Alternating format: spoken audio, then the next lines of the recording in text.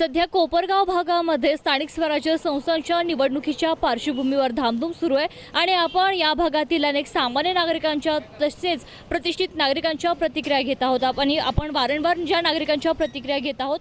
प्रिया सुनील खरोटे। कुठे राहतात? मी इथेच राहते।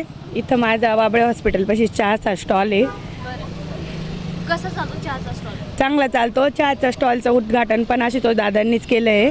बरोबर। हां, आमदार आशुतोष काळेंच्या बाबत काय भूमिका आहे तुमची? चांगले बा, काय काय कामं केली त्यांनी? कामं त्यांनी भरपूर केले, सगळ्यांना मदतही करते। रस्त्याचे कामं चालूच आहे आणि पाणी पण व्यवस्थित आहे। मेन म्हणजे पाण्याचा प्रश्न होता तो त्यांनी सोडवला। आम्हाला 4 दिवस आड पाणी।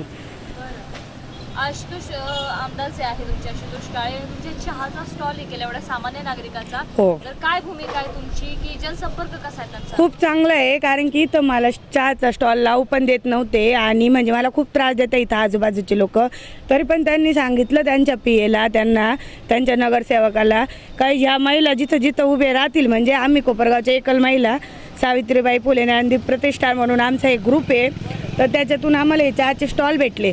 तर मग दादांनी सांगितलं त्यांच्या सगळ्या नगरसेवकांना आणि त्यांच्या पीएला काही ह्या महिला जिथे स्टॉल लावतील त्यांना कुठल्याही प्रकारचा त्रास झाला नाही पाहिजे आणि या महिलांना सगळ्यांनी सहकार्य करावं। ज्या त्यांच्या कुटुंबासाठी उभं आहे बा, ज्यांच्या मुलांना सांभाळते त्या एकट्या असूल तर तुम्ही सगळ्यांना सहकार्य करावं, सपोर्ट करावं, म्हणून माझं त्यांच्याबद्दल चांगलंच मत आहे।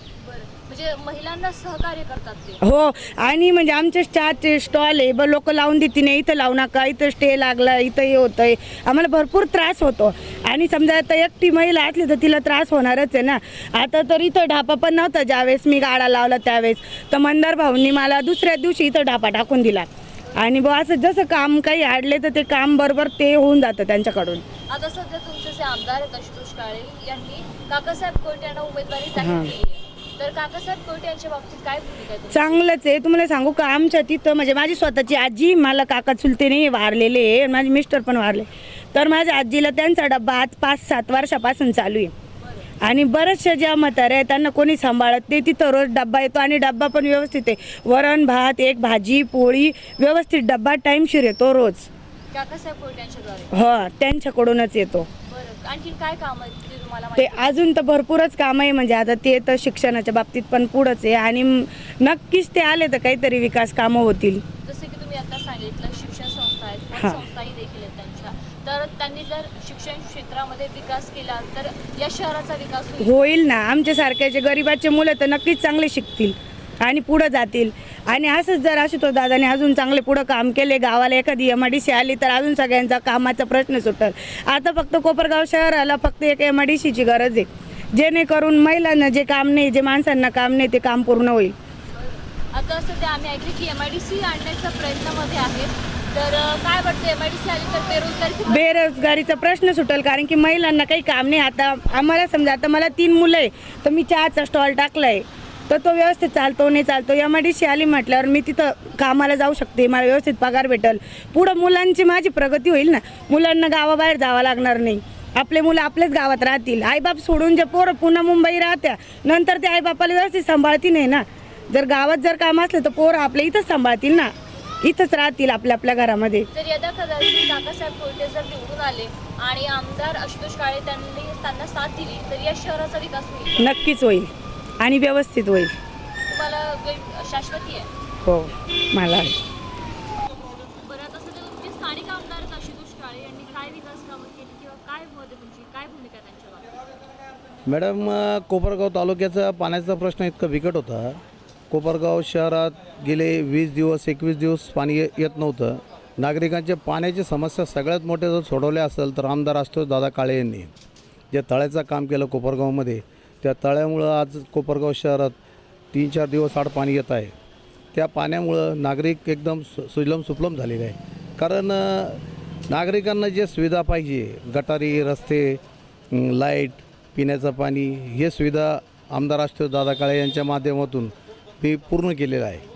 बरं, या व्यतिरिक्त आणखी काय काम आहे? मी गांधीनगरमधलं असं मी लोकांना चॅलेंज करून सांगेल का या वार्ड नंबर 12मध्ये गांधीनगरमध्ये काम दाखवा आणि बक्षीस मिळवा। इतके कामं माझ्या वार्डात झालेले आहे। हे आपण जे बघत आहे, रस्ते वगैरे, गटारे बिटरे सगळे कामं झाले माझ्या वार्डात। एकूण 2 या 3 कामं राहिलेले आहे. ते मोठे असल्यामुळं अंबिका मेडिकल ते दत्तनगर रोड राहिलेला आहे, ते अर्धवट राहिलं. आणि गांधी पुतळ्याजवळचा एक रस्ता आहे आणि वैष्णवी आपल्या मारुती मंदिर जवळून तिकडचा एक रस्ता, 3 रस्ते मेन रोड राहिलेले आहे. आणि ते आमदार साहेबांनी ते पण म्हणजे मंजूर करून ठेवलेलं आहे. त्याचं काम चालू होईल लवकरात लवकर. जे आमदार आहे स्थानिक आशुतोष काळे यांनी नगराध्यक्ष पदासाठी काकासाहेब कोयटे यांना उमेदवारी जाहीर केली आहे. तर काकासाहेब कोयटे याबाबत तुमची काय भूमिका? काकासाहेब कोयटे हे कोपरगावातले एकदम म्हणजे प्रसिद्ध म्हणजे नामचीन माणसं आहे. त्यांचं कोपरगाव शहरात इतकं काम आहे, तालुक्यातले महाराष्ट्रात गाजलेले माणसं आहे ते. त्यांनी बँकेच्या माध्यमातून अनेक गोरगरिबांना मदत केलेली आहे. आणि विशेष म्हणजे आज कोपरगाव शहरात तुम्ही जर आपल्या शेजारी कोणी माणूस असेल, आपला कोणी नातलग असेल, त्याला तुम्ही एकदा जेवण खाऊ घालतील, 2दा खाऊ घालतील. मात्र काका कोयटे यांनी गेल्या अनेक वर्षांपासून म्हणजे कोरोना काळापासून आजपर्यंत जितके गोरगरीब असतील, ज्यांना आईबाप सांभाळत म्हणजे मुलं बाळं सांभाळत नसतील, असे बेवारस असतील, या लोकांना घरपोच डब्याची व्यवस्था सकाळ आणि संध्याकाळ त्यांनी चालू केलेली आहे. सगळ्यात मोठं कार्य आहे त्यांचं. पिण्याच्या पाण्याची जी थंड पाणी असेल, फर्स्ट स्टँडवर पाण्याची व्यवस्था केली. अनेक नागरिकांना, महिलांना त्यांनी रोजगार उपलब्ध करून दिलं. असे अनेक कामं आहेत त्यांचे. आणि स्वतः कोपरगावात यापूर्वी उभे होते तर 12-13 मतांनी पडले होते. त्यामुळं आणि ते आता शिवर निवडून येतील अशी आमची अपेक्षा आहे. आणि नागरिक देखील आम्हाला भरभरून साथ देतील असं मला एक अपेक्षा आहे.